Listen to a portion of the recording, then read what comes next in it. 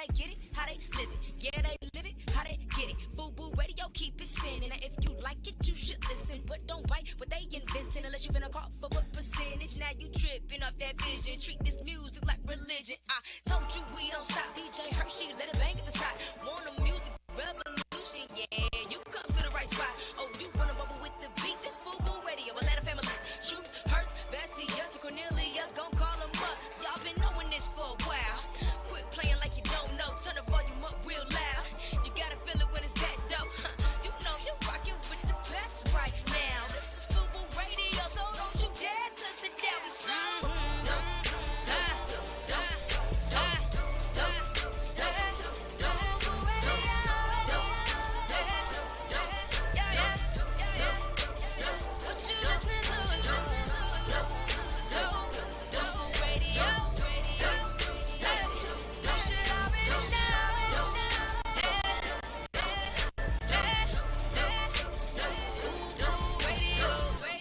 What's up, everybody? This is FUBU Radio, Kiss Radio Show Live. I'm your boy, Core DJ Hershey. What's up? Vasir Serrano, the voice. And your boy, Cornelius George. We back in the building. It is Independent Wednesday. Independent Wednesday. How y'all doing?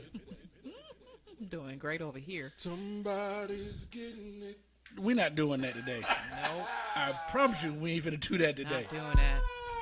Y'all don't know. Hey, we were doing some, listening to some new music. I like the song. The Troopers don't.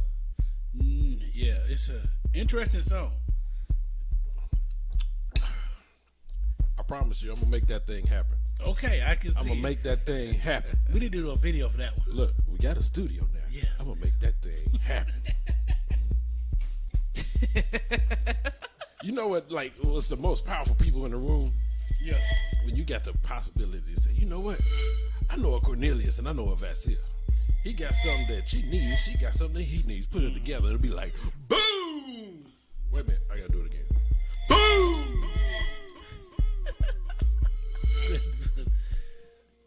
You a maestro if you can put that together. I'm telling you now. Look. You can put that together, you can be a real maestro. I'm doing it. Remix. Welcome to the Kiss Radio Show, y'all. How y'all doing? We miss y'all. Welcome back to the show, Independent Music Wednesday. How you be? How you feel, Cornelius? Doing good, man. Real good. You know, trying to stay out here safe in these streets. In these streets, making sure we staying safe, protected. You should do a remix of the song "Somebody Wearing Their Mask." And that would be to the tune of what? It don't even matter. We should do R. Kelly's song. I don't see nothing wrong. I don't see nothing wrong with you wearing your face mask. I don't see nothing wrong. Wow. Well, thank you for with that. a little face mask. Ooh, that can go so many ways. That went so many different ways. So many wrong ways. Anyway, how's everybody doing out there in Facebook world? Thank you for tuning into the show. We missed y'all. Man. You know, we keep trying to have this party for y'all, but COVID-19 got some different plans. Yeah, it be coming up differently. So we just kind of rolling that up. She just know how to run a party. You know what I'm saying? COVID's a girl. Yeah, COVID know how to run a party. She just called a girl. With an attitude. You know what she is? COVID is the friend that you invite to block. Oh, wow. COVID is that friend there. No, she ain't gonna talk to you. No, she not coming over there. If she coming, I'm coming. I'm gonna destroy everything. Oh, man. She's Baby D from Friday.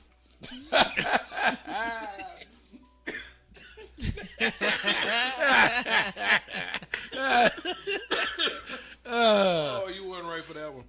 I get she it. is, man. You gotta find that commissary cookie. Yeah. Come on, you ain't gonna catch me, Baby D. Ooh, look at that. Ooh. That's her, man. Oh man. Somebody told me.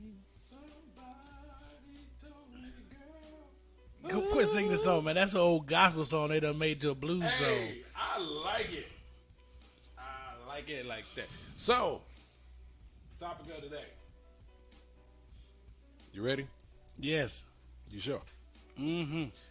What would be the absolute worst name you could name your child? Ooh, this gonna be a touchy one because somebody might be named the name, Ain't gonna be touchy. and then they might get offended. Just gotta be careful. You want to spell it out first before we say it?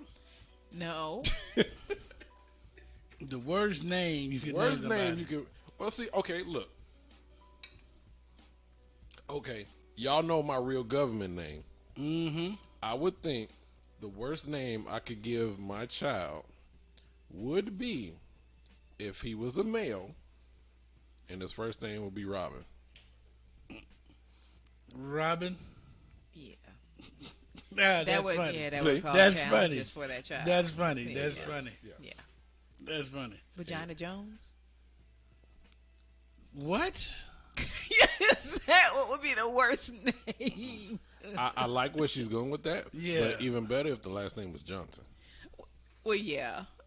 Well, So if your last name was Johnson and you named your child, female child, Vagina. That would be a tough one. Vagina Johnson. Didn't mean What if it your like- son and your Oh, son his Richard name Johnson. is Nacho? Nacho Johnson. Oh. Then who's this? I The worst just- name I think somebody can name somebody is from the movie Bird Box. Boy, Boy- girl. That's probably Well, the. yeah. Kept it simple, right? That'll keep you from committing. Listen, I'm telling you, boy, girl. Hilarious. There's a name that I want to say I can't say because it's one of my former students' actual name, and I'm not gonna say it. Shout out to you. You know who I'm talking about. Oh, man. 678-894-0026. Y'all call in. What's the absolute worst name you can name your child? I Is have it- so many names going across my head. I don't even know if I can say them all. Why not? See, don't be scared. The worst name you can name your child is a name that you can't pronounce. Like the African dude that was on YouTube. His name, somebody kept asking his name. He kept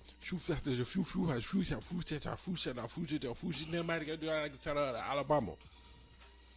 His name was that damn long. That is the worst thing you can name your child. A name that you can't pronounce yourself. Oh, he killed it every time he said it.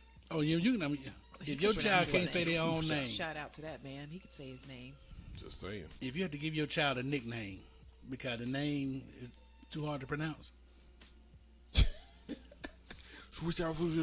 Man, I ain't calling that. You just call Bud. That's messed up. What's your real name? We're gonna call you Peter. Peter. Is your name Peter? Nope, that's just my nickname. My nickname Peter. My real name is too difficult for your palate. My real name is Saskatchewan. Saskatchewan. So check it out. Look, for those that are watching the show, we could be found on many different platforms all at the same time. You're currently watching us on YouTube. Hey, how you doing, YouTubers? If you're currently looking at us on Facebook, what's up, Facebook? If you're on Periscope, what's happening? You know, that's the demographic. It's kind of like, I guess, the bougie people are on YouTube. Mm-hmm. Maybe. Or is it Facebook? I don't know. I'm not going to make that distinction. You're all loved Yes. and Listen, all welcome. We fit into all platforms. So, Kissonians, y'all can call in, join in, chime in. Topic of the day. What is the absolute worst name you can name your child? Hopefully you haven't done it already. Robin. Yeah, see, for me, and that's the thing. You have to kind of have some forward thought insight. What if your child's trying to get a corporate job? Yeah. You know? It might be a family name, and they just want to carry the tradition, no matter how difficult it may be to I'm sorry. spell or say. It's a family name. I'm sorry. And they name their child that with pride. At some point, somebody in your family was like, that wasn't the best idea. Somebody, when they go, what's the baby name? You know it ain't too late to change it. Well, I'm probably Right. one of those children. No, I think Vassir is very... It's not very common, don't It's don't not tell common. It's not. It's unique for a first name. It's not for a last name. But Vassir Oh, is... Vassir's a last name? Vassir is a French last name. I'm the only Vassir first name in the United States. You're the only. You the I've never only heard one. of the word Vasir until I met you. That is correct. See, that's what I'm saying. I mean, I'm it's the that only unique. first Like name what? Vasir in the Like your United name States. is. There are several listed. They are all me. I've been married a number of times, but they are all me. Okay. I don't know how to take that. Vasir, all men. I'm sorry. You said Vasir. The name is all men. All men. Okay, I was asking. You said. Shout out to the bartender. Oh man, Did those not that say don't know, we back in square one. Vasir. It took me a while to realize, like Vasir, like what does it rhyme with? Well, I like to It's hear a everybody's French different last name. pronunciations Yeah, of different that. pronunciation of my name. Like TLP, I love her. Vassier. She put some French in it. I get that a lot. Yeah, I get that a lot. I mean, you gotta make it fancy. Shoot, I would elongate every friggin' letter in my name if I had something like unique like that. Really, I thought your parents were being a play on words. Cavassier, you know what I'm saying? See I what thought, I'm I saying? went through that in high school. Did you? Vaccine, Cavassier, vaccination, Cavassier. vaccination, yes. you know, Cavassier don't. It's not spelled like it sounds. Correct. You know what I'm saying? So you're like, the R yeah, is silent. Yeah. If it's a silent R, why don't you take it out? Like it has no purpose there. That What is the not purpose? Right. It's French. What is the purpose of having a silent letter? It's You ain't French. saying it. Yeah. It makes it sexy. No, You just putting it pneumonia. in there for aesthetics. Pneumonia. The P is silent. Well, take it out. We don't need to be there. Who put the P on pneumonia first? Phenomenal. Tsunami. I can't even spell that now. The T is silent. I always skip that word. I don't know what this is, but we talking about like a hurricane type event. It's a hurricane thing. I don't know. You know, It's you quite better. one. It's big. It's big. It's wet. I'm the worst person when it comes to enunciating Johnson. words. Tsunami Johnson. Tsunami Johnson. Nice. That's a good one. That's a porno name. That's a good one. Yeah. What's the title of the porno? Holada. All washed up. I'm pretty sure there's a person named Holada. Holada. What's your girl named Holada? What's the last name? It don't even matter. Holada. Whole lot of cum. Holada. Come here. Oh. Shout out to the bartender. We know who we blaming. Yeah, Holada. Your fault. Somebody get With him. See, that's a good one though, because names are just as important. I mean, do people go through the name books anymore? Like, what does this name mean? Like, they have a mean.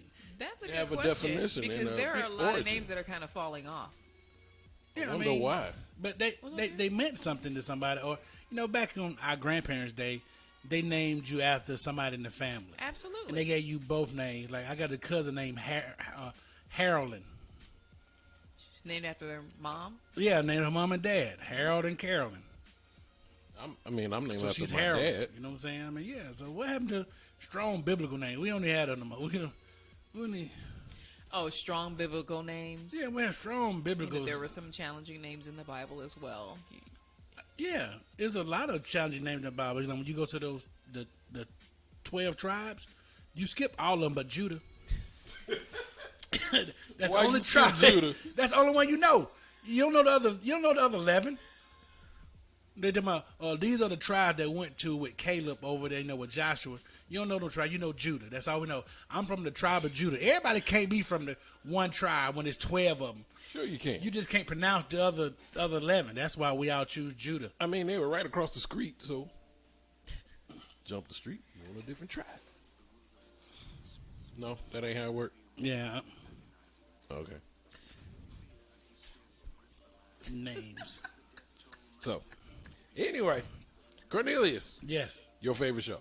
All right. Segment? Well, this is my It's favorite a show. show. It's my favorite show. But It it's is my quite favorite entertaining. segment too. Let's go. All right. You have burned yourself out on Netflix, Pornhub, Amazon, and Facebook. Now it's time to get some really good news with the front page with Vasir Serrano. All right. What's up, family? Okay, so usually front page is a little more serious, a little more direct. I'm going to say these few things: wear a damn mask. Wear that mask. Wear a damn mask. I didn't get we what you still said the need first time. justice for Breonna Taylor. Having the cop fired is not enough, and we still need equality and less racism. And we have a very unintelligent person as our representative for this country. So that's the serious part of the news. I'm going to do something I normally don't do. I usually don't get into celebrity stuff too much, but this got me. Jada Pinkett denies her affair, alleged affair, with August Alsina. Yeah, Yes. this is interesting. According to August Alsina, he said he devoted himself to it and he gave all of his self, his full self, so much so to the point that he could die right now and be okay with knowing that he truly gave himself to somebody. He really loved the person that he experienced that, and he knows what it feels like. Some people will never know what it feels like and never get that opportunity this lifetime to love someone the way that he loved Jada. August would go on to express in an interview that he had a 1-year affair, or I don't even know what to call it. Relationship. I don't know what to say with Jada Pinkett. Of course, Jada Pinkett is saying that is a total lie, according to her representatives. According to August, he's saying that Will actually gave them the go-ahead to have the relationship because Will and Jada, according to August Alsina, have foregone they've outgrown the term married, and instead they were redefining their marriage as a life partnership. And within that life partnership, he was granted permission to continue a relationship with Jada. Again, Jada's representatives say that this is absolutely not true. I'm going to go to my field agent over here for a little more in-depth discussion as to what this actually means, because he's able to speak to it in a term that I am not familiar with. Cornelius George. Okay, can you break this down? Wait, yes. Can you break this down for someone like me who doesn't quite fully understand how you can actually be in a relationship with someone, but someone not be in a relationship with you? Okay, well, first off, I want to give a shout out to Eddie Murphy. I heard he's going to bring back the movie Harlem Nights. Awesome. And Jada Pinkett is to play Sunshine. You are not telling the truth right now. I can't Oh stand my you. gosh. Jada Pinkett. I mean, if you heard what he just said, that's what the white cop said about Sunshine. I cannot stand you. I actually fell for it. Jada Pinkett would play Sunshine He ain't in coming Harlem home. Nights. He is not coming home. Pick up the phone We now. both love her. I think Mr. August Alsina, according to what he said, I don't think Will gave him permission to fall in love with Jada the way he did. Break that down for me. He didn't give permission to fall in love, but Yeah, I mean, if for people who have seen or talked to or might know people who do alternative lifestyle, like swing an open relationship, they don't ever give you permission to fall in love with the person you're involved with, their mate. They give you permission to, do the act, not fall in love. So he took it too far. Too far. So when they go on, we deny all the stuff you feeling, because you didn't give me permission. You say, according to him, Will gave him permission to fall in love with Jada. Will didn't do that. You need to So you're consult Damien. So you're saying, that to read in between the lines, where the relationship may have happened. However, they are denying that he gave him permission to take it that that's far. a lie. Yeah, because all she said was, "This is a Interesting. lie." She didn't go. Interesting perspective. He's lying about all this. She never said we didn't have a relationship. He's not telling the truth. Meaning he fell on his own. We told him the ground rules. He decided to let himself go like he was on the Titanic. I don't normally get this involved in celebrity gossip and stuff like that, but I find it interesting because he is saying how much he's in love with Jada. And if I remember correctly, I believe August Alsina was in the news some years ago regarding the size of his member Yeah. being exceptionally large. So that's, you see a little lady and you think about that. It's just like, well, how did this happen? Popsicle stick. How did this happen? Well, either it happened. She the one that didn't fall in love. So Correct. I don't know. Was he telling that because he thought she was going to leave? Don't At know. some point in time, did he say, "I want you to leave, Will," or something? I don't think that was the case. He was actually a friend of the family as well, and he also did say that he loved the family. He loved every member of the family. Yes, he was a family friend when this That's occurred. nasty. But of course, since this has come out, he has been, according to him, he has lost business, jobs, money for opening up. But he's not the type of person that likes drama. He doesn't normally do things like this, but he felt as though that he was being personally attacked and he had to defend himself by telling his truth. No one said anything to him He breached contract. when That's what he it sounds like. when he released that song last year and put that little verse in there about mentioning her middle name or something in the video. Yeah, he did all it because he got to get it off because he did fall in love with Jada. He got it off all Clearly right. he did. Yeah, he fell in love with her. He wasn't I'm just here to do my job and leave. No, he admits it. He was deeply in love with her. Yes. Deeply in love with her, and she was like, Breached contract. this ain't that kind of party. that I didn't thing. ask you to Well, that's that. I'm going to move on to sunshine, Jada Pinkett Smith. Hey, baby, current I'm not news. coming home. I wanted to really get you guys' opinion on this. You know, in light of everything that's going on, people are beginning to realize that for years, jobs in Hollywood that were cast to white people also could have been casted as the people whom they were representing. So, for instance, if you were African American, perhaps you were cast to play African American, but you were white. In this particular case, I'm talking about voiceovers. So it has been said in Hollywood that The Simpsons are going to recast characters of color as well as Family Guy, and actors are going to stop voicing black roles. So this really came to mind when I saw this. It really sparked an interest for me because, of course, Cleveland Brown was the first character I think that was mentioned, and you know, right now Cornelius looks like Cleveland, and so, so I thought this was very, very interesting. It says in a big shift, the producers of The Simpsons say they'll no longer use white actors to play characters of color on the long-running animated series. Additionally, principal voiceovers for Family Guy, one of the show's main black character, will no longer voice that character.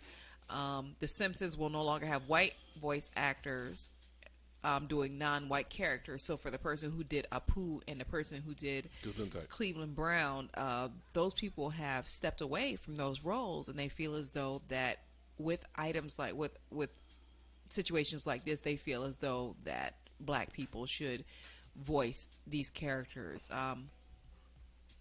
The gentleman who voiced Cleveland, he said that it has been an honor to play Cleveland on Family Guy for 20 years. He loves the character, but persons of color should play characters of color. Therefore, he will be stepping down. That's very interesting. His name, by the way, is Mike Henry.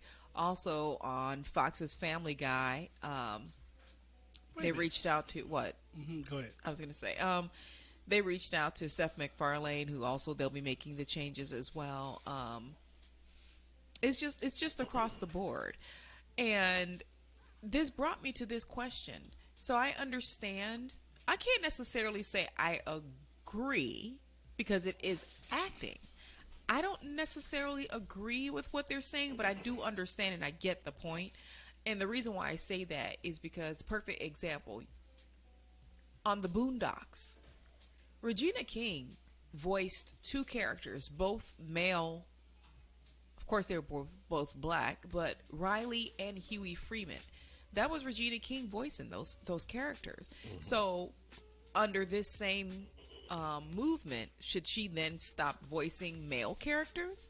Acting is acting, and I think the whole thing is to make the role believable. So whether that be a black or white actor, and we're talking about animation, strictly about animation and voiceover, if the person can carry the role or make the role believable, isn't that what acting is? I mean, I get it, but I partially understand the opportunity for letting that opportunity for somebody else. For us to actually step into that role, because you have a lot of people that are not of the color of the character, animation character that they're playing, and it kind of bogarts anybody else out of being able. Well, to... again, I mean, to my not saying point, that they were doing a bad job. I understand, but to my point, you got Cree Summer, who played Freddy on A Different World. She voiced characters like Elmira from the Animaniacs, which is a little white guy. I mean, a little white girl. I'm sorry. Phil LaMarr. He did Samurai Jack, who clearly is a samurai. He's Japanese, but he did the voice of Samurai Jack. So if they go along these lines, how much does that become affected? Because Cree Summer and Phil LaMarr are historically these characters and did amazing jobs at that. And I understand we're not talking about color here, but in Phil LaMarr's case, Samurai Jack is Japanese. Well, I think it should be like a case-by-case situation. Like, my favorite movie right now, hands down, comedy movie, is Tropic Thunder.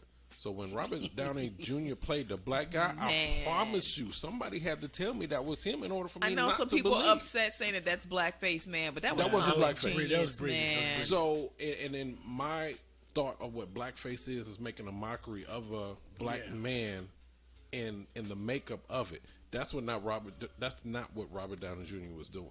He is an amazing actor, and he played that role. I mean, I promise you, I will watch that movie like disguised as a dude playing another dude. That's what he literally was. That let us know right there. For me, for animation, is I think it's going too far to the left. You know what I'm saying? If you're gonna do white people playing black roles, then change some of the movies you had out about, like the Prince of Egypt. You know, when you had do those, but certain characters in animation. Seth Rogen, the guy who played like whoever played Cleveland, did a fantastic Mike job. Henry. Yes, I mean, you know what I'm saying? Fantastic. So, and also that Cleveland show, who the hell gonna play the bear? Right. I mean, let's really get into who gonna play the bear? You gonna get a real bear? I mean, what are you going to do? I mean, for this right here, I understand. I know you're trying to do it. It sounds good, and the appreciation is there. But and on the shows. If they, like with Regina King, you cut down the number of people who have to be on this show by having her do two voices. You really did. I can pay you a little bit more to do both of these characters. Instead, since you got to go find for every black character on there, you got to go find somebody to play that voice. Right. Well, I mean, I get it, but again, they have to certain scenes and certain movies. There's got to be a situation where you're not so sensitive. Comedy in itself, like how many times have we watched Dave Chappelle where he played a white guy? Yeah. Same thing with Martin Lawrence. It was funny. So the thing is, it's like they didn't make mockery of a race. Mm-hmm. They created a character who happened to be of a different ethnicity that actually was funny. It's no different. It's the difference, again, between making a mockery of a race versus just creating a funny character. The people who need to go back and change the voice of a character is Disney. When they had Simba played by the little white boy from Home Improvement. Yes. Yeah. Jonathan Taylor Thomas. But everybody else on the show was black. On the first Lion King, everybody else black. I didn't know that. Yeah. I didn't know that. Yeah, Robert Guillaume, everybody else was black. Then you got Simba being the little white boy. Now, there, you could have fixed that. You could have fixed that. in the live action, right? I mean, everything else though, don't. I mean, I get it, and of course we're in different times right now where everybody's sensitive. But I mean, there could be a point where everything is too sensitive. It's like if you can't laugh at yourself, there is a larger problem. This is what's creating that separation between me being able to address my white brother and my Asian brother, because we sitting in a room. He would clown on me about something in the black culture that we're familiar with just as much. I can clown him on something in an Asian culture. Right. But as friends, it's just funny banter.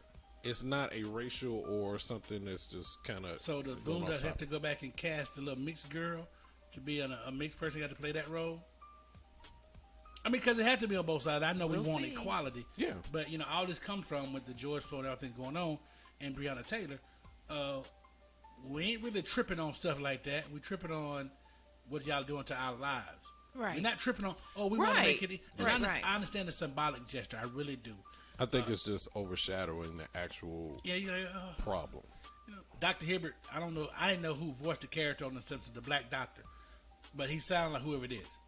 You know what I'm saying? Cleveland. I like the voice. That's been 20 years of me hearing this dude.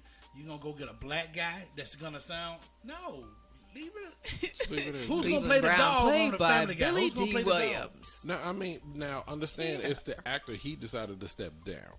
Yes, he did, So, and it's again, it's very appreciated, honorable. and Honorable. it is absolutely. We're not saying that the people making these decisions are making the wrong decision. Correct. We're not saying that. It is challenging though to decide what the right move is in this particular type of situation, because to Hershey's point, taking it on a case by case basis, you know, he created a character. He was that character, and that was what we knew that character to sound like for how many years? 20 years? 20 years. And now you're going to come in and give him to someone else. It does change the I agree with character. that, And it but- changes the culture of the show, and I get it. That's just like when you go in the store and then they say, "Oh, you used to this. There's a new formula," and you don't like it. Well, Like the McRib. They keep changing the McRib. It ain't the same It ain't the same as when it first Exactly. came out. New formula, and new it'd recipe. be better if they were saying we only have a certain number of voiceover actors that are minorities, Right. and we want to give them more of a shot. Correct. I like that. Yes, Okay, yes. So let them play. If they are a voiceover actor and they can play, and they black or Hispanic or Asian, and they can play any race on it's a cartoon. Now, again, from the The Simpsons inside, are yellow. from the inside looking out, Right. though, on that particular cast, I don't know if there are any other black characters that are being voiced, or any other characters, for that matter, that are being voiced by African Americans. Yeah. So if Cleveland is the only voice that was supposed to be an African American character, and he was also being played by a white guy, and there were no other African Americans on that staff and that casting, then there's a challenge there. I would say you understand what I'm going. saying? I Is would that say guy playing more than one character on the show? I don't Yeah. know. I mean, that's what we need to find out. I don't Right. know. If he's just playing Cleveland, yeah. But if he's playing Cleveland and three other people, You're right. you kind of understand, like, well, we just cut down on prices. You just do this There's right a here. dynamic Yeah. there. But if he's like, you come in and you play the black guy. Yeah, that's kind of. But I'm quite sure it wasn't presented that way, because I know it's as much as animation and voiceover is, when you're looking at a character based on the actor, they're formulating what in their mind, looking at that character, looking at that animation, what that character sounds like. Oh, he voices a number. I'm sorry. Yes, And go ahead. so it's presenting, hey, this is what I think would sound good for this particular character. So for any artist or actor or actress, it would be the same thing. I would just say, going forward, let's open it up to different actors and actresses. That's not like, I mean, Cleveland is iconic. Keep going. No. You're right. It's iconic right now. Just So don't change it up. It says this gentleman, Mike Henry. Let me get my reader voice on. See, Mike Henry, voice actor. Mike Henry is an American actor, comedian, writer, and producer. He is known for his work on the animated TV series Family Guy, where he writes and produces episodes along with voicing Cleveland Brown, Herbert, Bruce, and Consuela, among others. So he does have more than one voice. yeah. I mean, just the More amount than of- one character. the different voices that come out of this woman alone. Yeah. And so that's what, I mean, It's just I understand the gesture. It is very symbolic, and I applaud the people who Yes, we who applaud made you for those that. things. Absolutely. you ain't got to quit, bro. Man, don't change Cleveland. Even gotta though we find got somebody look like him. I would say, anytime you do a live read, They do a live show, Cleveland. hire yeah. that dude Hire me to be the live version. just to show up. the live. That would be crazy. What if they have the Cleveland family and have people that actually look like them? Hey man, if they do that, I'm gonna audition for real. You in there, bro? Yes. You Gotta are shake in this there. up. Well, y'all, that's my front page. That's it from the front page news. Make sure you watch out for the trailer of Jada Pinkett Smith and Sunshine. Stop telling people that. Well, we're going to get back into some good music. Hey, remember, this is Independent Wednesday. And this is powered by all independent artists. If you have music, guess where you send it? Anybody? kissradioshow@gmail.com. Oh, that's why I send it. Yeah, you got to send it to the kissradioshow@gmail.com. So you know what? My mama told me this record is really, really hot, and I should send it as is. Should I just send it as is? No. Say that again. No. Okay. Well, what should I do, Vasir?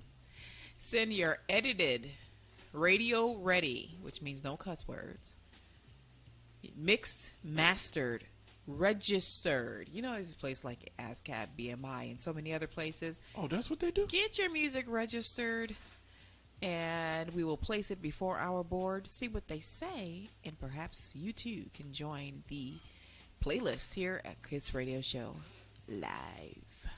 If you don't know what the words mixed, mastered mean, then you ain't ready to submit your music. Or registered. If you don't know what the words mean, mastered, I passed my last classes. Well, music like this.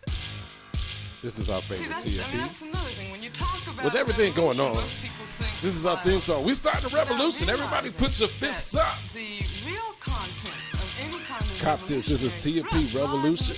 This is Kiss Radio Show on FUBU Radio. Independent Wednesday. Let's go. Television ain't focusing my precision. My purpose been playing before Stevie had inhibitions. Innocence is a privilege and not a characteristic of human beings who only begun to start living. I pray you open your eyes, fool. They stay swole from getting hit with that 1-2, sorta like these rhymes do. I'm doing better than better. I do great. I just hate when niggas confuse criticism with hate. Now these bars ain't for fun. I'm eating rappers in my sleep and use their bones for toothpicks to get they meat up my teeth. I wrote better 16s at 16 than half of these whack artists could think or ever dream. The sharp tongue of a Malcolm when Martin Luther's dream. The White House, the new big house in 2017. Clowns belong in the circus, not in the oval seat. But some of y'all still wearing black paint with rosy cheeks. Yeah, the truth's starting to sting a little. Now you probably hoping that I just sing a little. They asking the TFP, just calm it down a little. But you wouldn't ask the Riddler why he speaking riddles. Industry full of traps, easier to get ahead of what's in between your legs. Look like a sausage and eggs, but yes, I'm too proud to beg. I'm coming through chopping heads, arms, hands, feet, and legs. No, I ain't playing with you. My words coming out sounding like new scripture. Everybody talking head now, but who gon' listen? Or will you wait and just watch on your television? Such a prison. Perception has the power of camouflage and the proof. The only thing that scares us nowadays is the truth. Sometimes I feel like the only safe place is the booth. But damn, how many dudes gotta die till I get through? Your body can't move unless your mind says so. But a thought is just a thought until the body says go. Everybody picking sides, the entree getting cold. I swear to God, I want it all, but that includes keeping my soul. No. Can't fight it. Can't hide that. So don't try that. I'm not violent until you dock up on my island. Can't hide that. You can't fight it.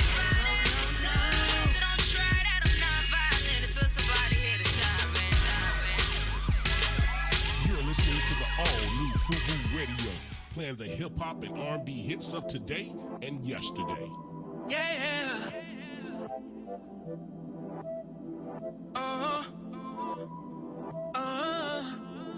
Yeah.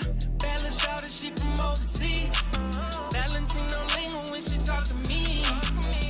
And she trippy Gucci on her feet. Yeah, she show me love when she comforts me. Yeah. Oh yeah, she active. I hit it, I smash it. That thing fantastic, you know. In my fast whip, 200 on dash and wall. Yeah, we going up, so you know she prove her. Yeah. Hope you don't gotta make her. She elite, she a hottie, I'm a fan girl. Ooh, love that. Love that. Ooh, love that. Love that. Ooh, love that. You do. Love that. You do. Yeah, you know. Yeah. Love that. You do. Yeah. Most anticipated, yeah. She on, we on, getting faded, yeah. Still right on my mission, yeah. That's I'm working to them bands, turn your to a fade, yeah. Don't forget I'm trippy, yeah. I want more commas, he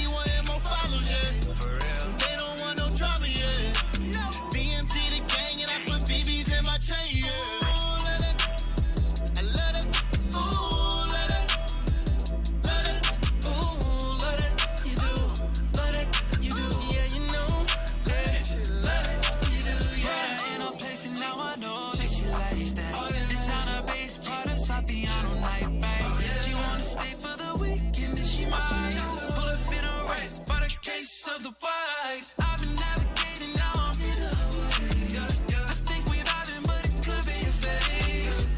Though she'll get what she wants if I get what I want.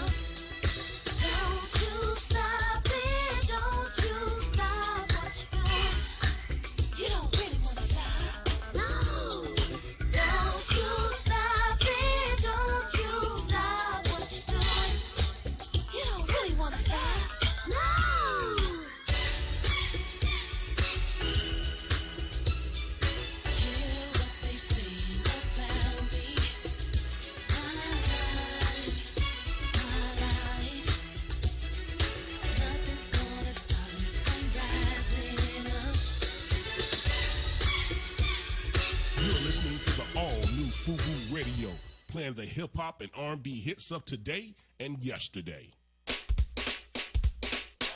Welcome back for the best independent music worldwide. It's the Kiss Radio Show live. Your music, your way. And your way.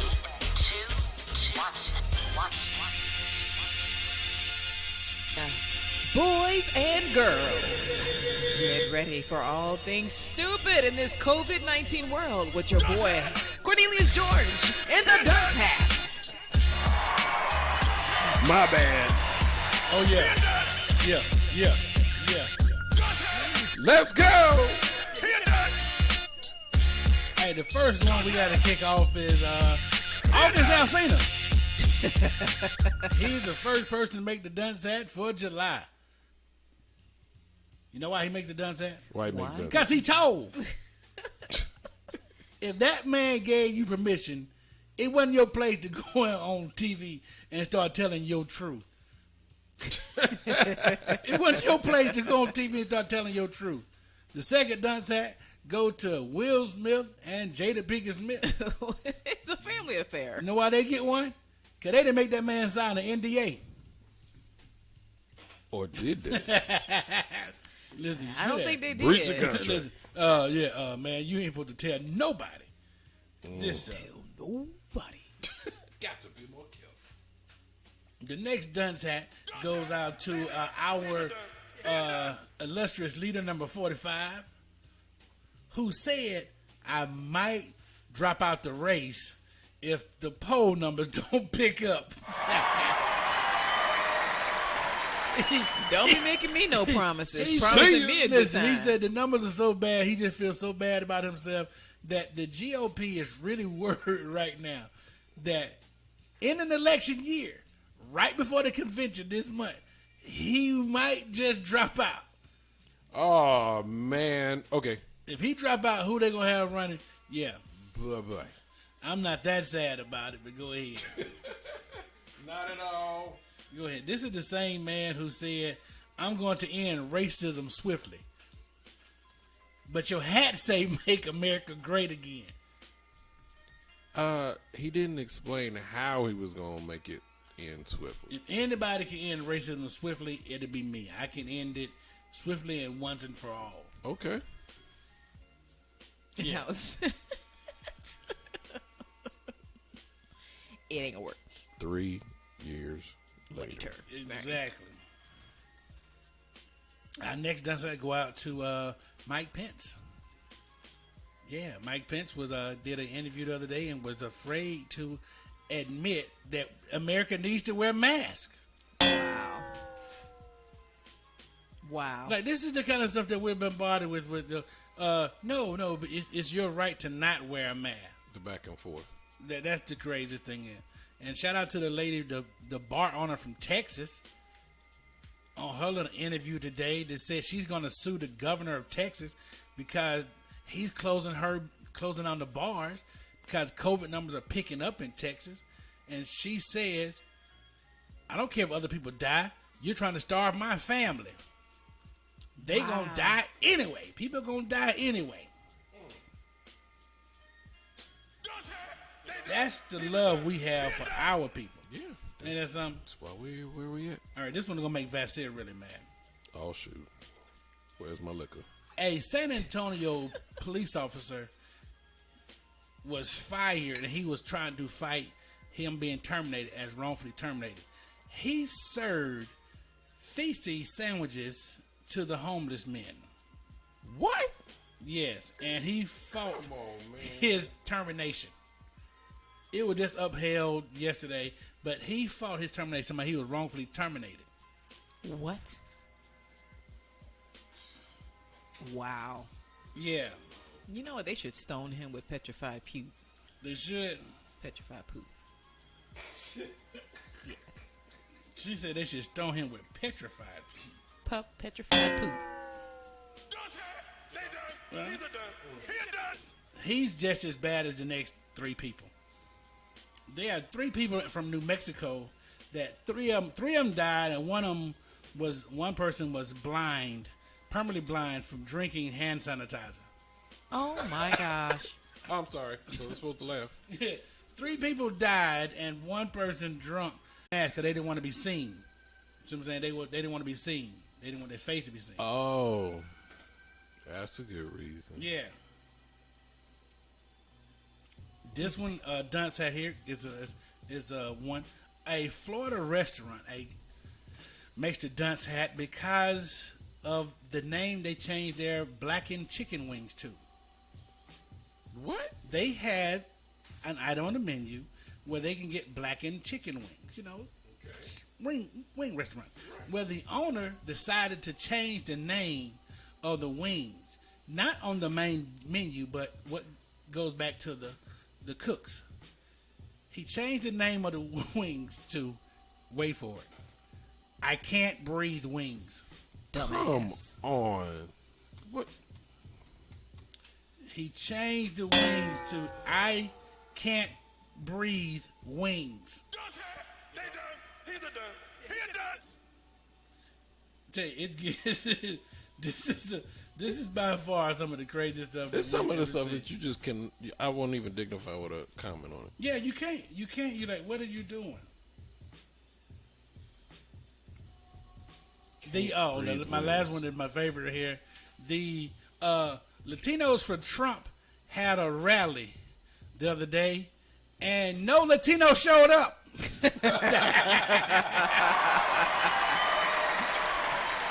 The Latinos and Trump had a rally trying to say how Latinos should be supporting Trump, and nobody showed up. Can I ask a question? Maybe this is a stupid question. Has any other presidency had like blacks for Obama type campaign, like whites for Obama? Nope. Okay. I just wanted to be sure. Why do we vote against our own interests? I mean, was It's there, amazing. and this is going to sound a little harsh, but was there a Jews for Hitler section when he was in power? Exactly. That's what I'm saying. You know what I'm saying? With, like, yeah, I mean, really? If you're Latino, Hispanic, and this dude said we want to build a wall, why are you even trying to support this guy? Oh, you know what I heard recently? Yeah. 45 had decided to build the wall, Yeah. and he only got 3 miles of it done. Really? You know, the ones that somebody else supposed to pay for? Oh, Because they didn't pay for it. they didn't pay for it. So this whole time, he only got 3 miles out of a 93 mile. It's a nice size number, but he's like coming up short. The only wall he tried to build was the one around the White House. When he put that barricade up. Incredible stupidity, man. Well, thank you, Cornelius. Yes. You've done an amazing job this year. Everybody, get on your feet. Round of applause for the one and only Cornelius George and the Dunzats. Stay in the house. This dude find them. Hey, we're going to play some good music and we're going to come back. It's the Kiss Radio Show here live on Facebook Live, Periscope, and YouTube. We out here. New music. You ready? Ready. I'm going to go back to one of my favorites. Jordan Hollis, this is Runaway, Kiss Radio Show. Let's go.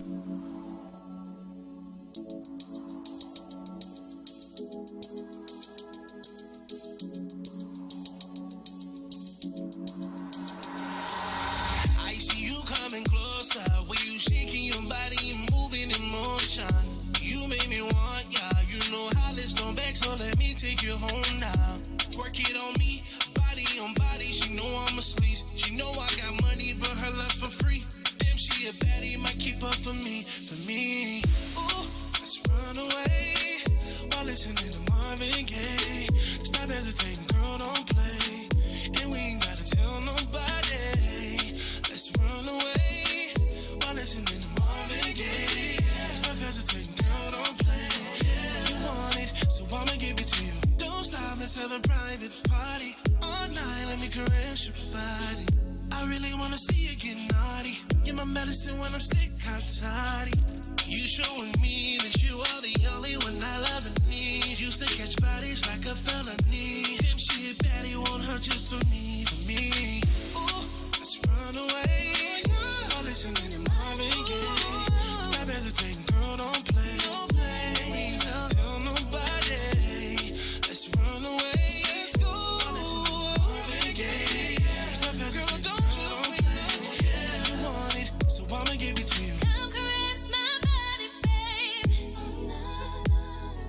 Come caress my body, baby. Touch me, baby. Come caress my body, babe.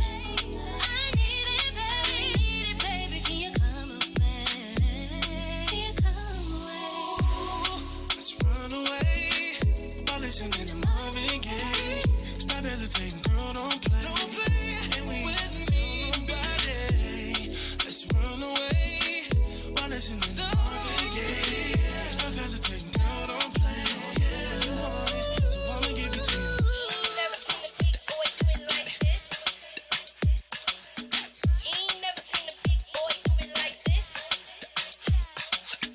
Ain't never seen a big boy do it like this. Ain't never seen a big boy do it like this.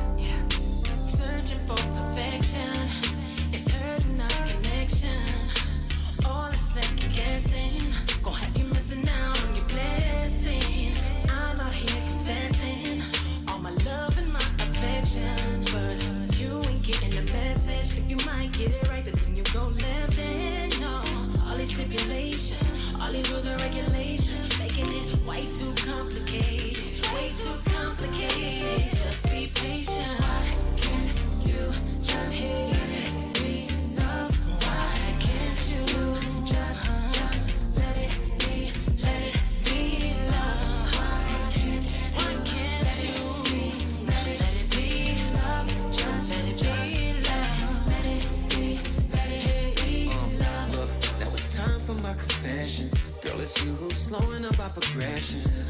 How come everything's a test? I don't understand how you don't understand. Girl, you got me stressing. Always holding out on sexing. You say I don't really listen. All these conditions. You mad when I turn up missing. You know, all these stipulations, all these rules and regulations. Girl, you making it complicated. Way too complicated. Just be patient.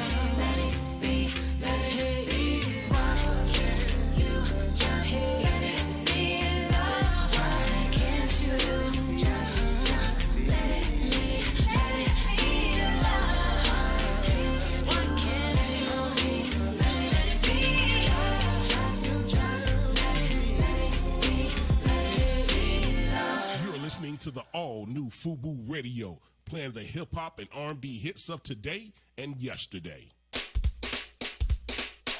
Welcome back for the best independent music worldwide. It's the Kiss Radio Show live. Your music, your way. And your way. Watch. Welcome back to the Kiss Radio Show. I'm your boy Core DJ Hershey. Your boy Cornelius George. Vass has got class. Yes. She out there trying to be funny, y'all. Shout out to Rodney Perry. Hey, if y'all didn't already do so, please look up Next Level. I'm about to say Laffy Class off. Between y'all two, look y'all up too. Next Level improv class with Rodney Perry, y'all. Please, if you really want to get your acting together and get your creative mind reassessed and recalibrated, that's the man you go to. Never deny. Yes, Next Level. Never deny. Hey, speaking of never designing, we taking everything to the next level this Saturday. We will be in a new studio. All right. We got an exclusive interview. It's going to be 11:30 a.m., so you make sure that you tune in with us. We got the director extraordinaire, John West Jr. and crew. And crew. We're going to have some great conversation. He said he is anxious. He is so excited to be with us on this Saturday in our new location. He said he got something to say. He got something to say. He got a lot to say. So we're welcoming him and his crew coming in. I'm bringing my actor's reel audition right there on the spot. Bring your headshot. Okay. He can see me right there. I don't need the headshot. I don't need the picture. He in the room with me. He can see what I can do. You could do like, right what's the character's on Living Color? Bam! We might have to do that. We might have to just pull that out. Just don't matter what you're looking for. Yeah, I can do any role. Zach out. Speaking of any role, I just found out today. I got booked. I think I posted it earlier, well, like a couple of weeks ago. I've been booked for 2 movies. And this Friday is one of the movies. I'm playing 2 doggone roles. In the same movie? In the same movie. So they could have spread the wealth around. They could have shared that around. I mean, I guess. I'm anxious to play that. I'm more anxious on the cinematography, how that's going to happen. Oh, okay. Because I'm playing a cop and a doctor. I thought you were going to say the cop in the bag. Like you get to beat your own ass. That's some special effects for your ass. Hey, topic of the day. What's the worst name you can name your child? Hopefully you didn't do it already. We got quite a few ideas. 678-894-0026. If you want to call in, chime in, and join in this conversation, you can. Give us a call. Cornelius came up with a few. So did Vassir. Well, no, Vassir never displayed or put up her choices up there. So she got out of here with a get out of jail free card. But that's all right. We'll catch you next week. So what do you feel is the worst name? Well, there's I pull up a list of bad baby names for this year. Mm-hmm. Caravan.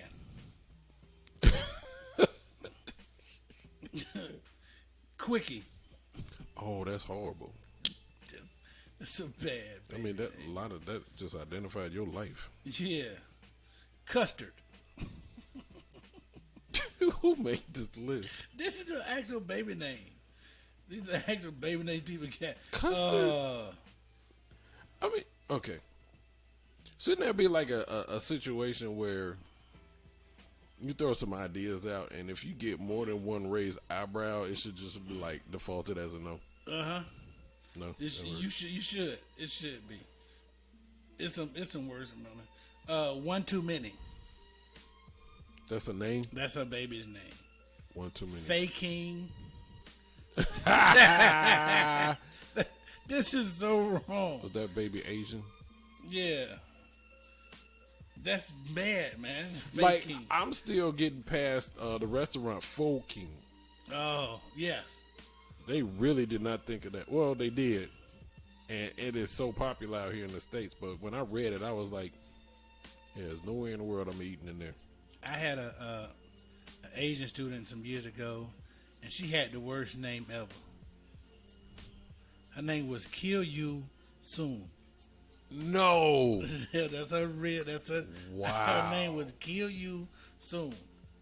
Sweetest little girl ever, but I like that is the wrong name to have. So who designate these names? Like, do they come from their country and they say, all right, I want to be I need to get an American name. Who sits there and decides this? I don't know, but I think somebody's coming up with some of these crazy names. Kill You Soon. That's interesting. 678-894-0026. What's the worst name you can name a child? That's the topic of the day right now. You just, if you just tuned in, you just missed Cornelius George Dunshat, and he had a doozy. And you also missed the front page with Vassia Serrano. She gave us a lot of news and blues of everything that you can use in today's world. Hey, again, we're trying to think about, there's a lot of things that we had set up for you because we definitely wanted to be out there in the public because this is a family show, a public show. This is designed, especially Wednesday, it's designed about independent artists and their music. We created a networking event at Uptown Comedy Corner, and we may be postponing it simply because of the numbers here in Atlanta keep going up. So I just want everybody to please stay with us, stay tuned to the show, because the moment we're able to, we're going to be full force. We are so anxious to see everybody that is not on the other side of the screen. Yes. So we definitely want to keep in mind about that. Cornelius. Hey, man, we need to just stay healthy. Yes. And the biggest problem is the biggest debate is people wearing these masks, not wanting to protect yourself. It's going to come a time when the government's going to have to step in and make it mandatory. Because it's like they did the same thing with seatbelts. I mean, everything else you're doing, you can't be so self-absorbed that you're thinking about other people around you. But this is my thing. I mean, I get the face mask. I do get it. But you actually, if you look at how everything is done now, they circumvented it. Right? Yeah. They got the mask on them, it's hanging on the ear. They still going out. So the mask in itself is not, or should I say the lack of the mask is not causing the problem. It's the people that are unhealthy that are out there in these streets. That's the problem. So I think it should be something more mandated about identifying who these sick people are, keep them quarantined. It's like, and this is the thing, it's not that we're trying to keep you away from us. Well, it is. We are. But we're trying to get you to understand this is giving you time to heal and the ability for the world to continue when you get better. It's no different than the flu. I mean, the flu lasts, 3-4 days? Yeah. So just because this one lasts a little bit longer, we asking you to stay home. Yeah, this lasts a week or two. This one taking people out. The problem is when people are, like I said, they're not. A lot of people are asymptomatic, and I don't think people understand what that really means. Because they go, "Well, I don't feel sick." They may not, but I that mean, doesn't you know, mean they don't carry it. Yeah. So they'll say, "I don't feel sick," or "It don't apply to me," but you might be a carrier, and I don't think people understand what that means. I mean, now, I fully understand because there's a lot about me that I've grown to know about me. I'm not immune to anything, but my body has a real high tolerance and able to fight a lot of things that probably some people would just be like, put them on the floor. But that has a lot to do with my health and what I decided to do for myself. However, my biology is not like everybody else's. So the thing is you have to act accordingly, right? If I'm sick, like back in the day, again, I'm showing my age. Back in the day, you had people that say, you know what, if you sick, still going to work, let your boss send you home. That way you still get paid. You can't do that now. No, you can't do that. You can't do that now. And I mean, they give you sick time. There's PTO or sick days. I mean, I understand that sometimes, you know, well, I got vacation coming up. I can't take my PTO. But this is your health. Yeah, take it off. Take it off. Just don't. And it's about other people, too. Don't put people at risk. I got some colleagues. One particular girl in our office, she travels all the time. And she come back, and it slowly goes through everybody in the freaking office. Like, I call it the Avenger flu, whatever she brings in. When she gets it, it could be like right around, I would say, scarlet stage. But by the time it gets to everybody else in the office, it's growing. It's growing. By the time it gets to me, it's the freaking Hulk. Yeah. And it's taking me out a couple of days to fight it. You know, but I would not get out the bed if I'm not feeling right. I'm on my phone. Yo, y'all gonna have to handle this studio situation because I can't do it. I can't do it. Well, you know, so many times we try to save our days up for something else. We're gonna take a sick day to go, you know, on a vacation or you know go to a party that one of your friends throwing. And we are past that time. We got to do a better job of making sure you're protecting your family, your friends, and the people next door to you. Because it's not going to be important to you until it hits you. Right. Or hits somebody in you. When it gets into your 6 degrees of separation, that's when it's going to be important to a lot more people. There's no party that important. I'm sorry. Topic of the day. What's the worst name you can name your child? 678-894-0026. Call in. Let us know. Or be in the chat room. Talk to us. But, yeah, so these numbers are climbing up. And we want to make sure that we're being right by you as well. That's why we postpone the show. All right. So, again, stay with us. Don't go nowhere. You said bad baby names. Bad baby name. Chardonnay. That's a bad baby name? Hennessy. Anything you name after alcohol, not a good baby name. Not a good baby name. So your favorite Yeah, your bottle. favorite drink, yeah, Alizé. No, stop Cavassier. doing those baby names that way. And stop having a baby name with the extra and silent letters. So you got a name with it got like 50 characters. Yeah. But your name is Sam. If your baby has a name that's got a silent letter, take it out. Let's take it out. Take it out. Don't need to count it. You don't need a silent letter. I don't understand the purpose of the silent letter anyway. We just Like, we just talked about it. Yeah. Tsunami. Why does it start with a P? yeah. That's Pusami. Pusami. Why do we do that? That is the craziest thing ever. Crazy baby names. Crazy names, Pierre. Crazy words. We need to do a better job. If your child if you know already that your baby first name is going to have a lot of syllables to it, and you 9 times out of 10 going to give it a nickname or shorten the name, just call them the short name from the start. So, right. Don't start it. Yeah, don't don't give the baby a 5-syllable name, Not the baby. and then you gonna call the baby the 1-syllable nickname. Don't do that. Just think about them filling out well, it's digital now, but going into trying to find a corporate job. Yeah. Or, better yet, they need to get a nameplate. How would that fit? You know how hard it is for some people to, when the most hurtful thing for a child is when you go to Six Flags and Disney World or one of these little tourist places and you go to the keychain rack. And you go, And you ever notice that? You ever notice that? Like, I've been like that They ain't all got- my life, man. they ain't got none of your names on here. All my First, life. middle, or last. That has been a forever challenge for me. I've never found one. You never found it? Everything it has to be custom. Wow. It's not like you don't have a common name. But it's not a common first name. That's the difference, Okay. unfortunately. But anyway, those that know me, you know why. Yeah, but everyone else, like I'm telling you now, if you can't find your baby name on a keychain, your baby first name on a Should keychain. you be offended? That'll be a funny skit. Yeah. Get out! Get all these. You can't find the regular names on the keychain. You just got all the exotic names on the keychain. Aaron. It's a quee. Like, my name is George. Exactly. You got to do that, man. That's gonna be hilarious. Man, There's other things we should stop, man, especially with names.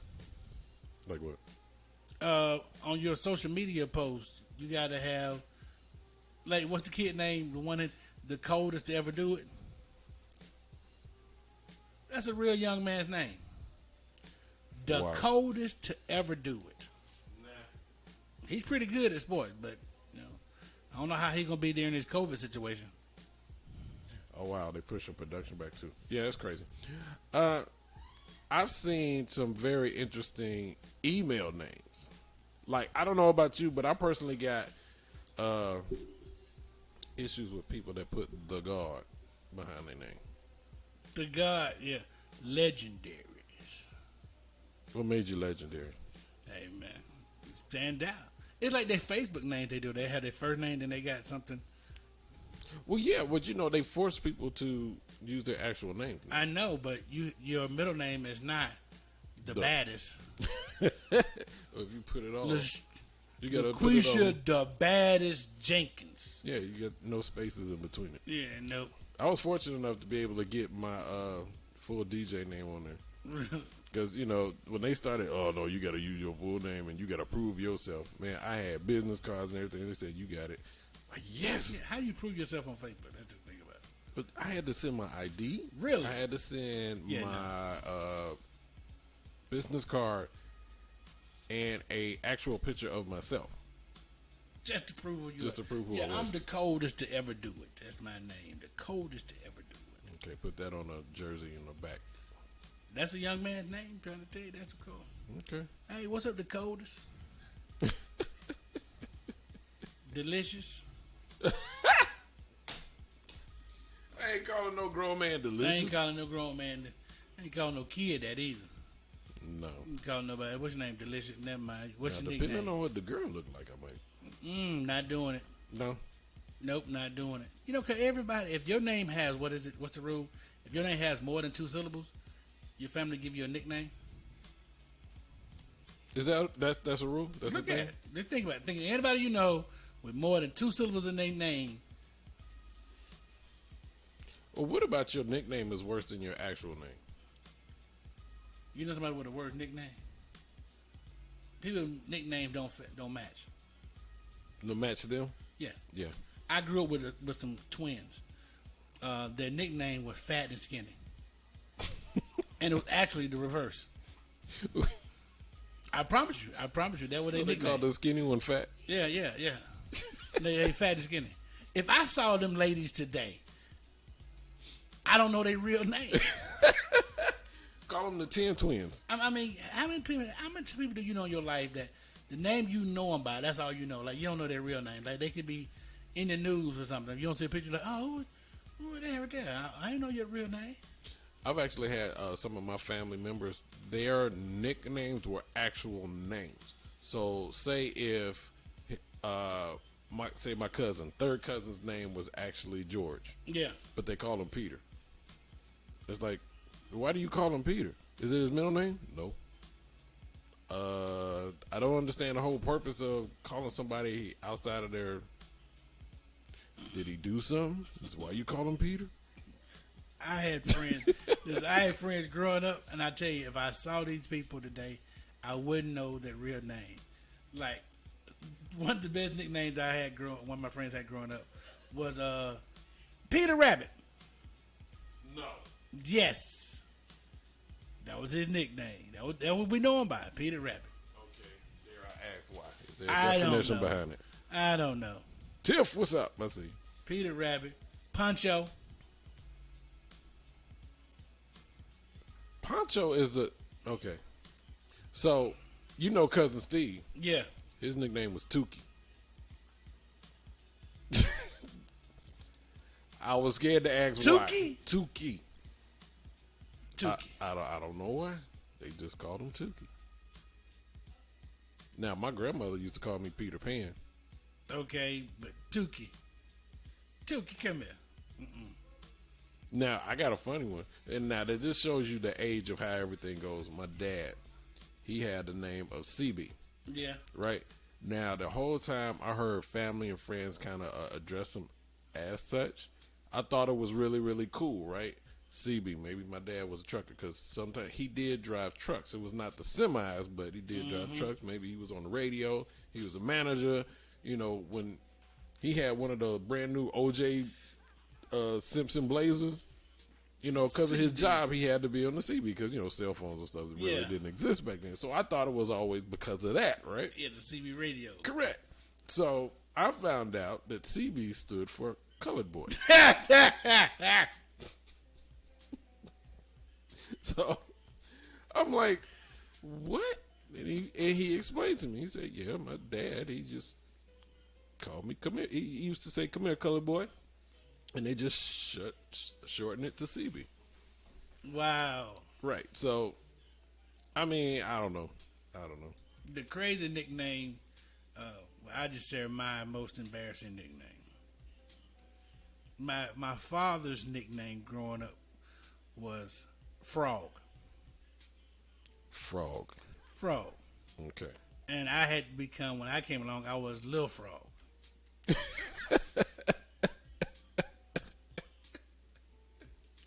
My first day on college, man, this girl I grew up with, same summer years, said, hey, what's up, Lil Frog? No.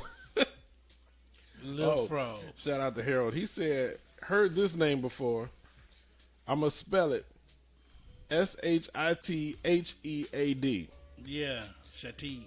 Yeah, that's the way it was pronounced. Yes. Shatid, yeah, I've had a kid like that before. Your mama named you that? Your mama named you that. I swear, there's somebody in domestics that's passing out these names, knowing that they funny, and knowing that, you know, other countries don't know what they are, so they just accept them. Oh, that's a great name. That's a great name. A name that's spelled wrong. I mean, spelled right, but pronounced wrong. You ready for it? Let's go. Eureka. Get what they call her. Erica. Like, this is not Erica. Yes, it is. It's not Erica. That's how they pronounce it. Erica. Okay. My mama named me Erica. And people get indignant about their name. People love their name. They really do. They're proud of their name, and they should be. I don't know. There's got to be a point where, you know, as an adult, you got to kind of sit down and, like, I'm going to put it out there. My daughter was going to be named something else. Spelled something else. But it's simply as Ashley. Oh, so you're going to be fancy with it. That's what I was told it was fancy. And I'm like, no, I'm not setting up no child of mine to be judged and talked about in her near future. And then she going to look back at us as parents like, what were y'all drinking? When it came to my daughter, I wanted her to have the name I liked was I thought it was really cool. Okay. The name was, I want her to be named Summer Winter. That's first name, middle name. Mm-hmm. Summer Winter George. I mean, that's cute. Yeah, no. That's cute. I mean, okay. No. I wouldn't name a boy that. No. As a female, no. Yeah, no. Didn't make sense. I mean, as I got, like, no. No. I like that. So I was a fan of Winter. I like the name. It sounds. I mean, that's cute and dainty. But when she came into the world, like, yeah, she don't look nothing.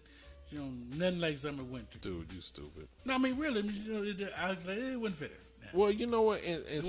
But you got to understand. Sometimes, or you do understand. Sometimes the name fits the person's personality. Yeah. Like, I know some people that have a very light, airy name like that, but they are the worst persons that walk the earth because their attitude is just so nasty, but they called pleasant. Pleasant. You're mean. Right. It needs to be mean and surly. Hey, this is the Kiss Radio Show here. We were just, we turned to the man cave real quick. We talking about the worst names you can name your child. Hopefully you haven't named them yet. But we're going through that in the topic of the day. We're about to close. But I wanted to talk really quick about something that's been going on in my mind. And I just need an answer. And I'm hoping that somebody can call in and explain this to me. Okay. All right. Out of everything that's going on in this world, right? We got since January 2020. I mean, everything has possibly happened short of aliens coming to Earth right now. Right?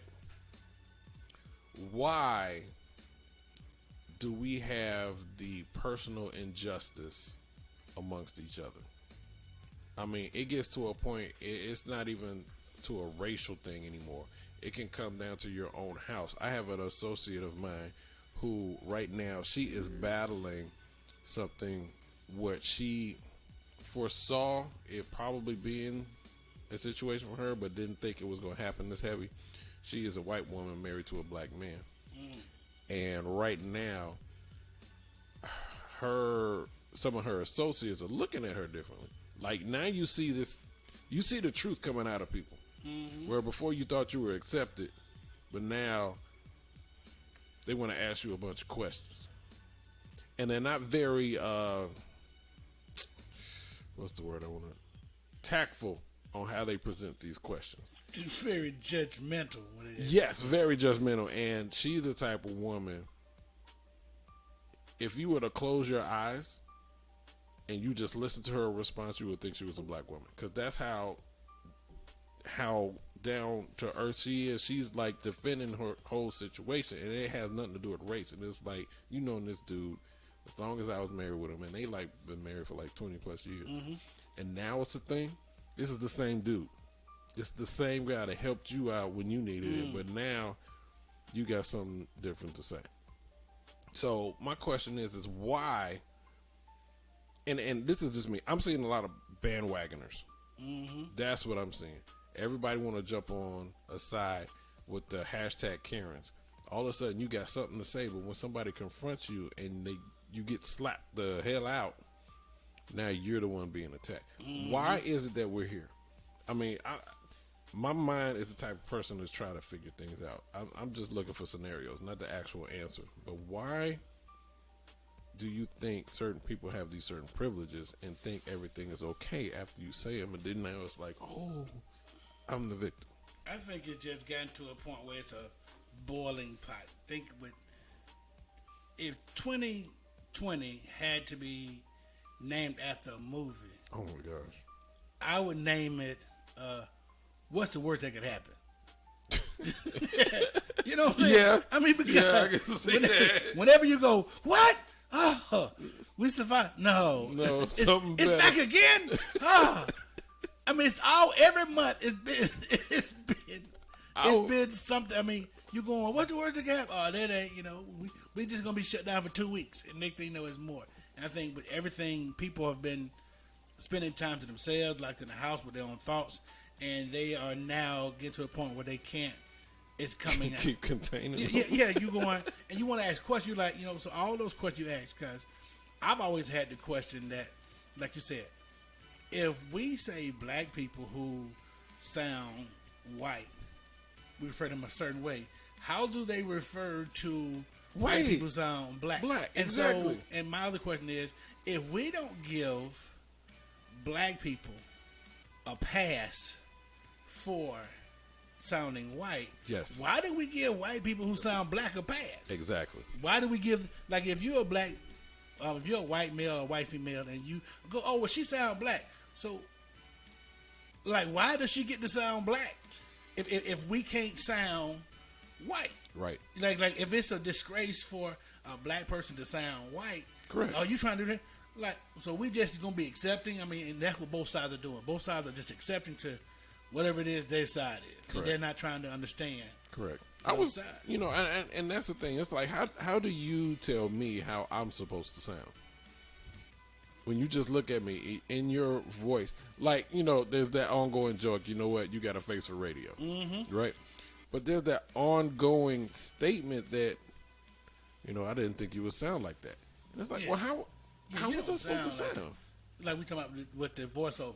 You're going to get a black guy, who are they going to get to play Cleveland Brown? Corey Holcomb? Corey Holcomb is the black Andrew Dice Clay. I mean, so, let's keep it real. Think about it. Just how are you going to do those things? What is sounding black? What is sounding?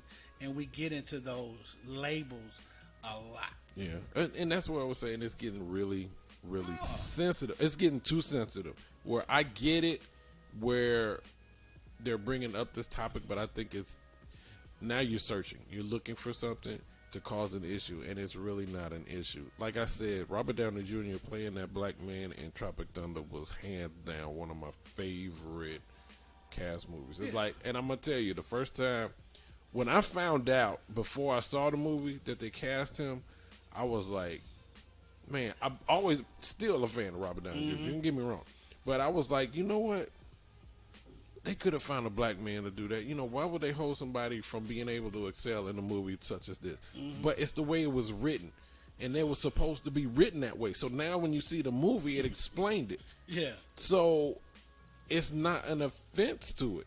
No. And just like I said with Dave Chappelle, he played the white guy in the Wife Swap. But he played the black guy and the white guy. Yeah. So it was just hilarious.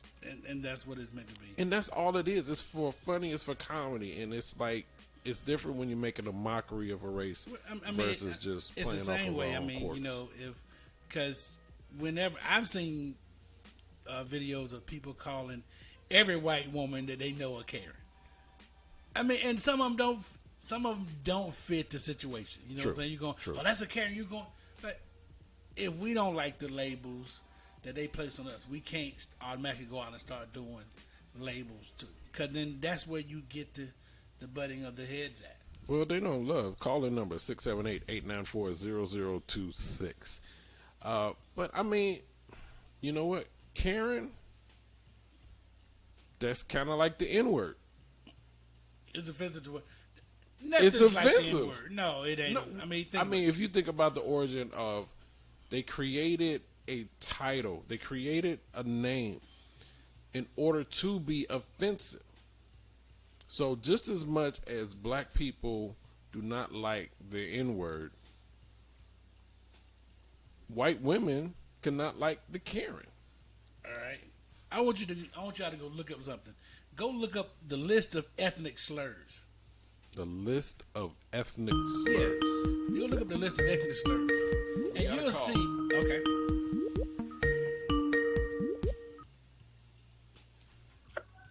Welcome to the Kiss Radio Show. Who is this? Yo, what's up? It's been a while. It's your boy, Professor Droffel. What's up? What's going on? What's going on? Thanks for calling in, man. You joining in the topic of the day? I am joining the topic of the day. I got something to say. All right, let's hear it. So the question that I heard you pose was, why do people feel emboldened right now, right, to basically just say whatever is on their heart and their mind. Is that correct? Yeah. Yeah.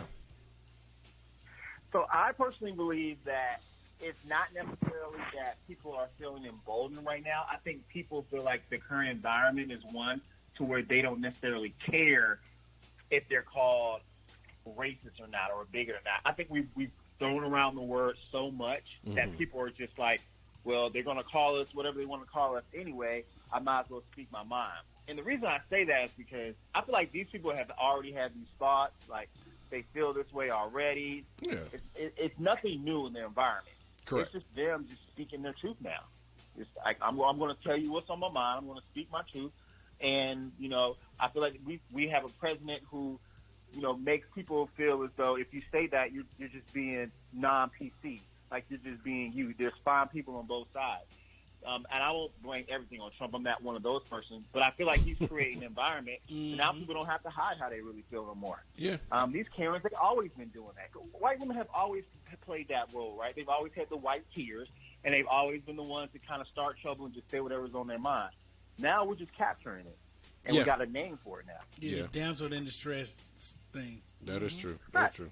And Right. and I agree don't with feel you. like- No, I'm saying, and I agree with you because I feel ever since a specific person took seat, these situations have just escalated tremendously because now they got somebody that is our leader, and because he do it, now it's giving everybody that feels the same way the okay button to do what they want and say what they want to say.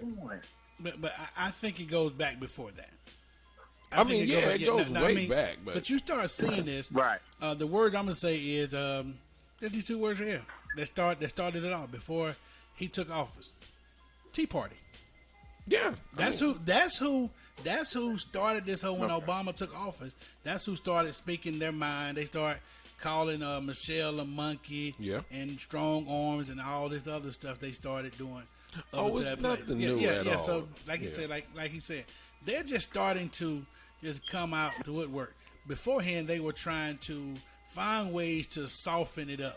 Correct. Give us the soft version of racism. Correct. Like what's the pastor name that said, slavery was white blessings. No, we know it was bad, but it was white blessings because it laid the foundation. Like that. It laid the foundation for white people to live well. But see, that's exactly what I'm talking about. So now with the modern day age, we're supposed to be super, I don't want to say sensitive, super aware, right? The information is there. There is no way in the world we cannot learn anything. We got books, we got YouTube, we got the internet, we got everything. Information is right there of everybody's palm of their hand. If they wanted to know something, they can find out. So because of being so knowledgeable or having the access to this knowledge, why are we super headstrong about being this racial type of divide type country? I mean, you got a lot of stuff that because it's in our essence. Like that's who we are, and we don't want to have that conversation. Like what we're seeing today is in our blood. It's in our essence. America was founded upon oppression, upon making someone work for your interest. It's who we are, and it's not like we can't be anything other than who we are. Not everybody. It's who we are. Not everybody now. I can't say well, that. no, not the majority, but it's in our essence. Again, it's what this institution, this republic, was built upon. So there's traces of it in every single facet of our daily lives. Right. Now, a person's heart cannot be that way, right? But in all of our structures, in our government, in our legislation, in our jobs, in capitalism in general, in our media, in our music, everything goes back to some type of oppressive system. Like we're trying to control people's minds. Well, Again, it's in our essence. Yeah. Yeah. Well, when you put certain people in play, that's what we're going to get. So that's where there should be a govern type committee or system to kind of balance that. Because if we already know, how many times have your mom said when you were younger, boy, don't put your hand on that stove. Mm-hmm. There's the governor. It's kind of like, our instinct is like, I see it's red. I know it's hot, but I need to be proved it's hot. I need to touch it. But your mama's there saying, boy, don't. So there should be some balance in play, and that's what's not there. Just like, I think I read something really quick. There's different countries and the way they train their police. They're trained for like months to years before they're actually put out there on the street. And they have a lot of different sensitivity training and actual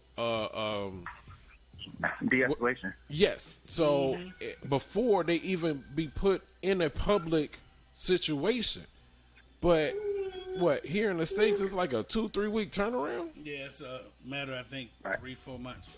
If that. That Depending on what you're going for. Yeah. So I mean, I'm registered as a officer here in the state of Georgia. I'm not gonna lie. It took me 2 weeks to get me to get my certification because I passed all the courses. I aced all of my exams. So oh wow! I didn't know it was that quick to really. I didn't either. But that's what I'm saying. But this is what I'm saying. And that's just to get your certification as an officer. Then they asked me, did I want to carry? I didn't want to carry because of me seeing how society was going. I thought that was just, and that was a personal choice. Now my home is different. Yeah. But knowing how, some of these individuals are out there in the street, I didn't want to carry because it's just sometimes when they see anybody with a gun, they're looking at it as a video game. I'm looking at that, there's no reset button to this. Yeah, and the problem is, our leader, he just has the gas can. Yeah. I mean, that's all he has, the gas can, because this fire is going, because it's the policies and the laws that were in place. I mean, go back and look at redlining. And to your example about your mama with the stove, that's great if your mama telling you, no, don't touch the stove. But imagine you have a sister, and she's a year younger than you, or y'all twins, and your curfew is at 12 o'clock. But your sister's curfew is at 9. See what I'm saying? So then you get to stay out and do, that's not equality. And that's not the same thing. Your mom, well, you don't need to be out. So your mom already telling the daughter what she can't do. She got to be in 3 hours early. She's already doing a little thing rule wise to set you apart. And that lies the problem, because your attitude is going to be, I get to do more stuff, and you're going to walk around with the air, and it's a privilege for you. That the law, that your mama's household rule set up for you to do different. And that's the problem we have. Now, you know what, and see, that's an interesting scenario that you brought there. See, I have a very similar situation with my family as I grow up. I'm the oldest of 4 boys, right? So every one of us was treated equally, but based off of our own decision making and how we decided to grow up, that's when the privileges and the benefits started to change. So you could be one of the best child out of the 4 boys, straight A's, you had no problem with discipline, you're good. Not saying you were a perfect angel and everything, but when it came to being able to follow rules and everything, there was no worries about what you were or what you weren't going to do. But if you had on the polar opposite, where you was the rebel, you say don't and you did, you say stay and you went, that's where everything starts changing for that particular individual. So that's fine based on that merit, but our laws are set up like we said before. If your curfew is at 1 o'clock, and your sister curfew is at 9, just because she's a female, she can't come in. No, it ain't nothing she done. And then that is that, and our rules and laws have been set up. Redlining, when the interstate system that runs through Georgia, it cut through the black neighborhoods. Yeah. They did things strategically. Yeah. Because of that. So that's the problem people have. But now, because like I said, because of the ability of us being able to have all this information, we know that now. But the system has been already put in place. Yeah. I'm talking about now. We get it. Everybody's not looking out for everybody, right? We get that now. So now is the time to put those particular committees or people in place in order to stop doing it in the future and correcting the old. We still trying to catch up. I think we're getting there. You honestly think we're getting there? Yeah, because I think we are the first generation that feels empowered to do that without being killed. What I mean by that is, so I look at my parents, right? My dad was born in 1938. they couldn't rise up. They couldn't have a voice. At the end of the day, they would be shot. You know, they only had so much power. Like, they didn't have social media. They didn't really have a voice. And not only that, they didn't feel safe to speak up to a certain extent. When I look at things that happened from the 50s to the 90s, right? People, locking our men up, the cocaine era, the 50s and the 60s civil rights. We are the first generation that's like, fuck it. Like, we are speaking out. We don't care. Like, we don't care, and we feel empowered to do so. I feel like past generations, they were just trying to make it. They were trying to survive. They were trying to put food on the table. I feel like this is the first generation that's ready to risk it all.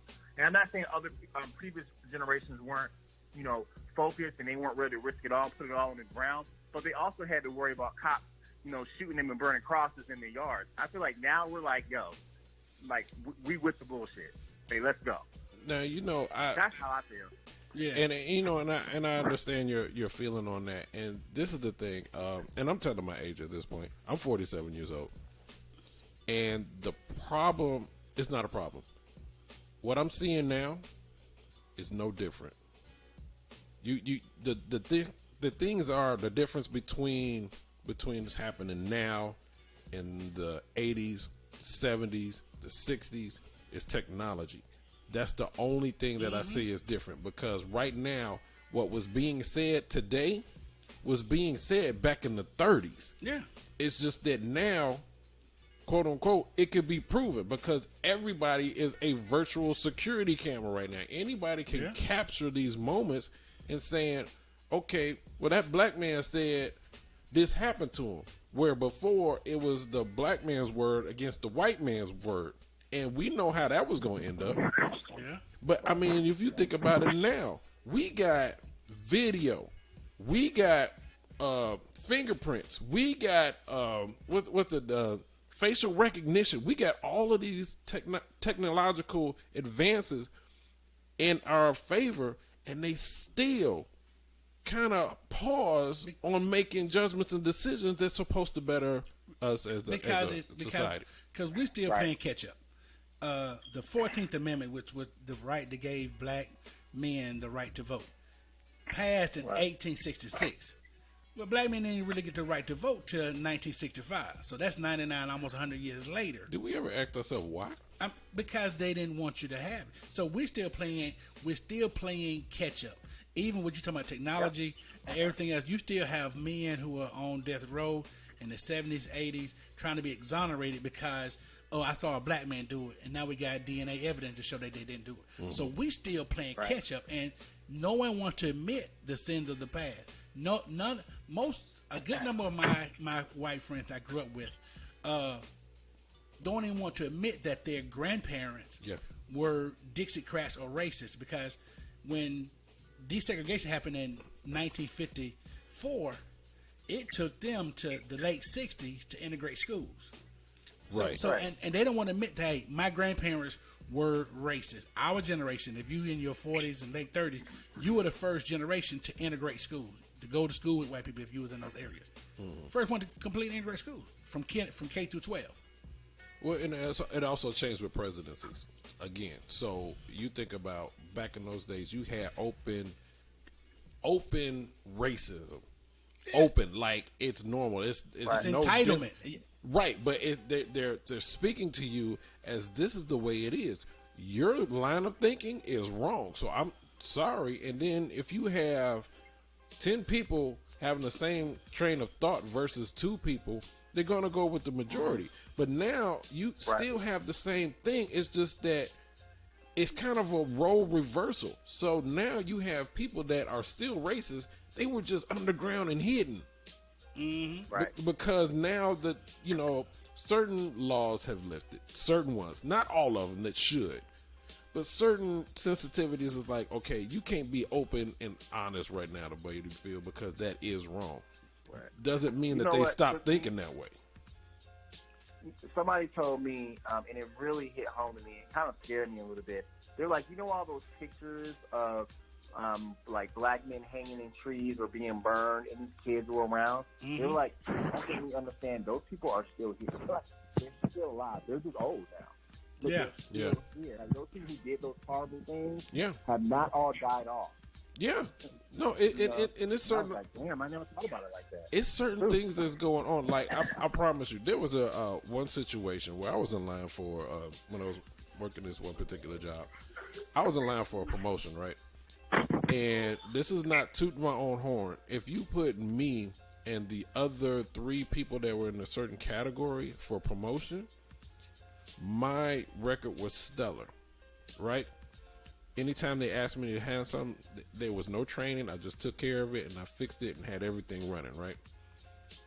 And they promoted the other person because he was a cool kid. Had nothing to do with his ability. And I was, obviously upset. Like, how is this happening? Because the way I'm training, well, the way I was raised, do a great job, get the best of your education. They'll look at you, they'll want you, they'll promote you, they'll move you forward, right? Mm-hmm. I was told, and I'm going to tell you, this threw me for a loop. They said, Hirsch, the only thing, you're an amazing person. You do everything right and everything you need, but you know what? There's one thing that is working against you in this particular industry. And I'm sitting up here as a person that I'm always thinking about status. And I'm like, what is it? What can I possibly do to make myself, seem more valuable? They said, you're not gay. When I tell you that threw me for a loop, I said, so wait a minute. So because I'm not a gay man, that stopped me from promoting? And they said, yeah, and it has nothing to do with your ability. It's actually just the opposite. It's because you're a straight man with all these talents, you're viewed as a threat. Mm-hmm. Because you'll come in here and do everything right where they're in there just trying to get by.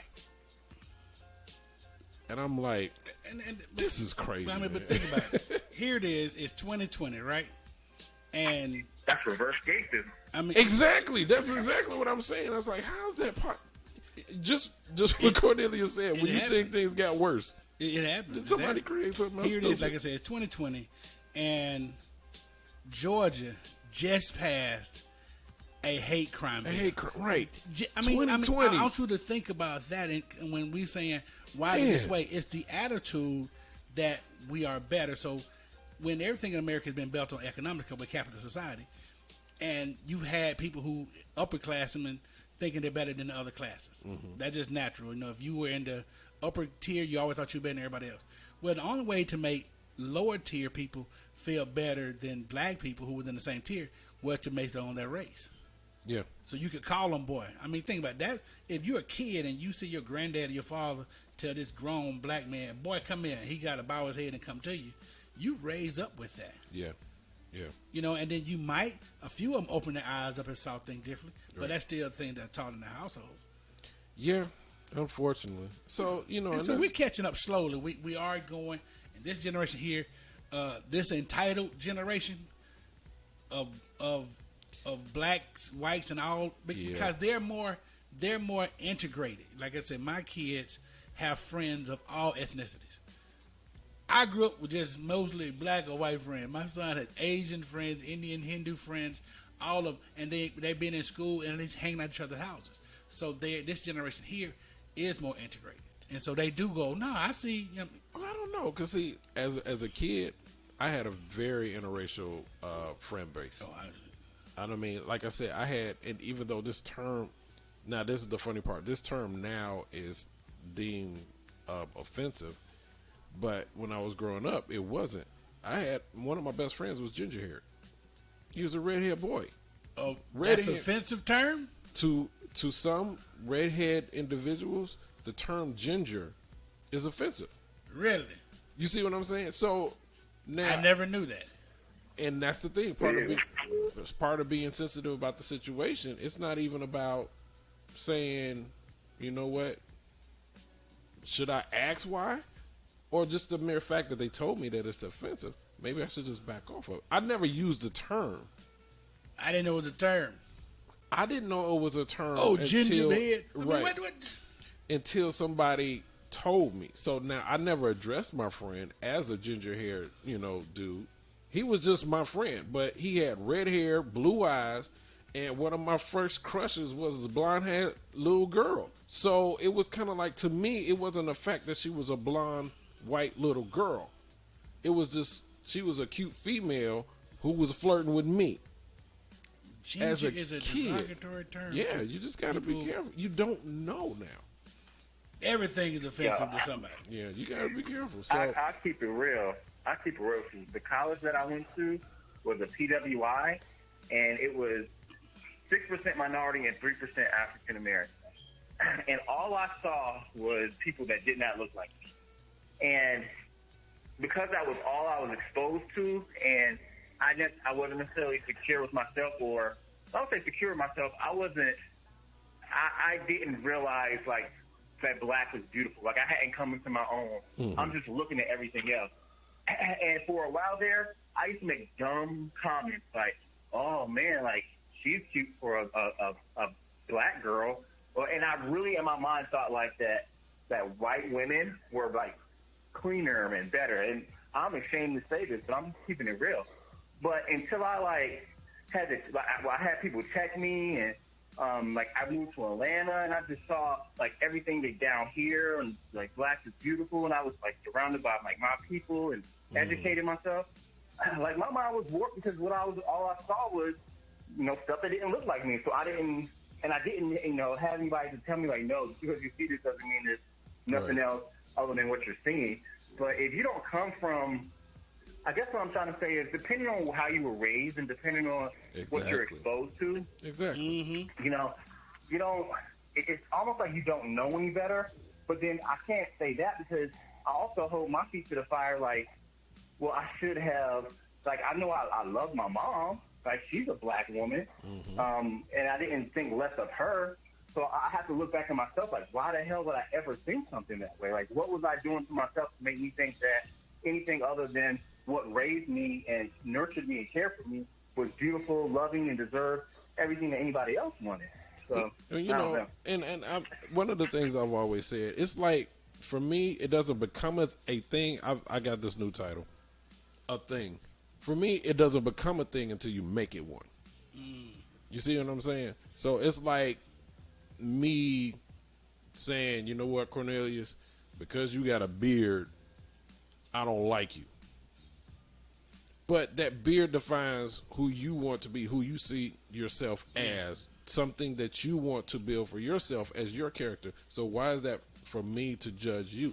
So until somebody creates it and makes it a thing where now this is something I could judge against you for, I'm not even paying attention to it. But most of us are like that. Some of us are like that. But most people... Right, I agree. Yeah, I mean, cause when you see people go, whatever their ideology is, they think everybody should think that way. If you go, why the United States has such a large Christian base? When they went to Africa, they converted. When they did colonization, they converted everybody to Christianity. They like, oh, well, you're heathens. You don't think like we do, so we got to force you to think like we do. And like what Ira just said on here about the whole seeing black is beautiful. Look at the state of black women. Growing up, when we were growing up, you had to have a permed hair. Oh, well, we thought if she was a gorgeous black woman, she had her hair permed out. You didn't see the women rocking natural. And the more we see now, are the more educated women are rocking their natural hair, being appreciative. They're teaching their daughters that. Yeah. I mean, so, and all we did as a guy, like, oh, we want a woman to, she got to have her hair straight. She got just nappy hair. That's all we saw it was. But once we saw them start taking pride and said, no, this is how we're going to rock and seeing that beauty, we started accepting and they start teaching their daughters. And so that's what we see the movement that it is now. And just what you said, it's starting to trickle down. So each generation is giving the next generation something else that they didn't have. But now you think about it, now we in a generation where Botox is going stupid. You know what I'm saying? It's like you're not for us a lot. What? No, not for men. No, not for black people. Black people too. Yeah. You would think right now, out of just the basic characteristics as a black woman, you would think certain people wouldn't do certain things, but they still do. They still going in there and getting these injections in their butts. They're still going in there getting these enhancements in their chest for their breasts. Well, we're not talking about them. We're not. I mean, no, we're not, because that is something lacking in them. It's like, I look at Lil' Kim as the perfect example of that. I mean, she was a gorgeous woman but from think the about get. growing up, though. How many people so told beautiful, her yo. told her that she wasn't because she was dark skinned? I mean, we don't understand how that impacted her. People didn't want to talk to her because of her complexion. They didn't see her that way. No, I get it. I mean, so I all of get that it. impacted her. I get it. So I got to do this to make you see me. I get it, but you know, like there was that time with Dave Chappelle. He was presented a certain situation. Look, you got to do it this way to get this amount of money, and he walked away from it. There's got to be He was matured but that's what I'm saying. There's got and to already be successful. even if, let's say, you're not the one to be able to make these wise decisions, at least have somebody in your camp to keep you on point. I've always said, I don't care how successful I get and how much money I make. There are a few people that I've designated slap facers. Yeah. Them the ones who be like, pop, Hirsch, getting too big. Come on back. You But see what I'm imagine saying? being Lil' Kim and you're a teenager and they're giving you money, and all you've heard up until you start making money is that you're not good enough. Even when you're becoming successful, people still telling you you're not pretty. But see, You're that's still what I'm telling saying. She was already in. You feel me? But she was bad, yo. She was in, and everybody. But she was already damaged before she got in. True, but now it's like you already in, and just like these kids are looking at Nicki Minaj right now, they were I looking at. blame Nicki Minaj. Right, well, you're right. You looking at her, and you look at the original pictures of Nicki Minaj. She didn't look like that the way she look now. We know that, When she was Onika. right? Right. But this is what But they think told. about how things changed, though, man. Like in the '90s, we had like Nia Long and Yes. Jada Pinkett Smith, and it just was like beautiful faces was in it. Man. It didn't matter about your body. Vivica Remember that Fox. girl from Low Down Dirty Shame, the one that was bad? She was beautiful. I don't even know her name. Yes. Yeah, it didn't Yeah. matter about your body. Yeah, What was it, her it, name? it She's didn't popular. matter, but then it became to a point. No, where, that was Oh my gosh, I forgot. it's one of my favorite. Oh my gosh, forgot her Joey name. Saldana, like, oh my God. I gotta Google More her. about No, her. I know exactly who that is. But the thing is, it's like every woman has something very unique about them. But now everybody's got the same plastic surgery doing the same thing. They got It's the same our- nose. They it's got the same our cheekbones. self-esteem. I mean, it's so bad now that you have men going to get pec implants. Yeah. Weave, fake beards. It's all of these things here because of our own vanity that we have issues with. That we don't. I mean, deep down, some of us don't like ourselves. I got to change and modify this because I don't like me. But even though with the own imperfection, I mean, we're human. There are stuff that I don't like about me. But I'm not going to sit there and, especially knowing the health risks that can come behind certain things, yeah. I sit there and I do the math. It's like, do I want to sit there and risk that? Because it could be 20 times worse than when me just dealing with what I can do naturally. To be honest, we have to I'll get. tell you what pissed me off. I go man rapper. When I first moved to Atlanta, and then these jokers put paint on my hair. Man, I never experienced nobody putting that black stuff on my hair. That Beijing, baby. Number 10. Beijing. Why you hate me, man? I'm so Exactly, mad. What Beijing. is this? No. Hey, man. And that's the whole thing. Anything to give you that peacock look. You know what I'm saying? To get you fly on. Oh, man. But the end of the herd, man, we got to, and just as people in general, we got to get to a place where we heal that inner child. Because that inner child is still hurting. And, I mean, from things that you do as an adult, your inner child is still hurting. And you got to find a way to get that inner child healed. I guess. Well, you know what?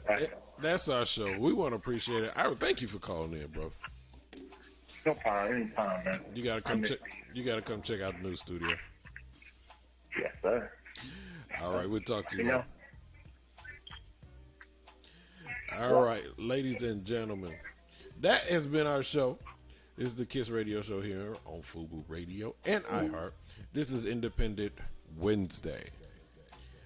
We have some very great topics, as you can see. We love having these types of conversations because, you know, it breaks the narrative that men don't talk.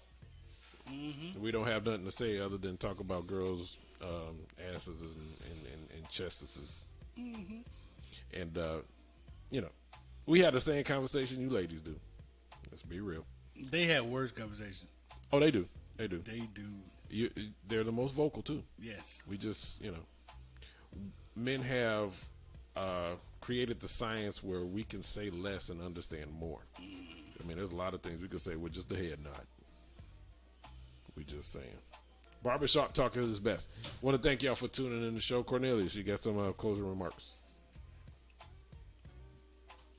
My final thought is to keep educating yourself, your community, and your family.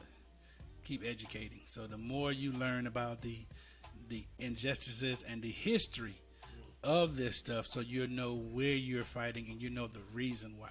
You know why you think Black Lives should be more than just the protest of police brutality. That you should know why are these things. So really, do you keep doing your research? I agree. Don't just do it because it's popular right now. Right. Don't make it just a thing. Yeah. I'm going to say everything I say every week, every show. Be aware of your domino effect. You don't know who you can affect that's watching that you don't know who's watching. It can come from kids. It could be some adults. They're looking at you. You know, you might be an influence on them that you had no clue. And you're influencing them based off what you do and what you say. So, that being said, this is the Kiss Radio Show. Again, this Saturday at 11:30. Check out the exclusive interview with famed director John West Jr. Chris Radio Show is going to be there, the new studio, having fun with JJ. Yes. Wait, JWJ. JWJ. And the crew. I want to thank y'all for tuning in. Peace out. Be safe.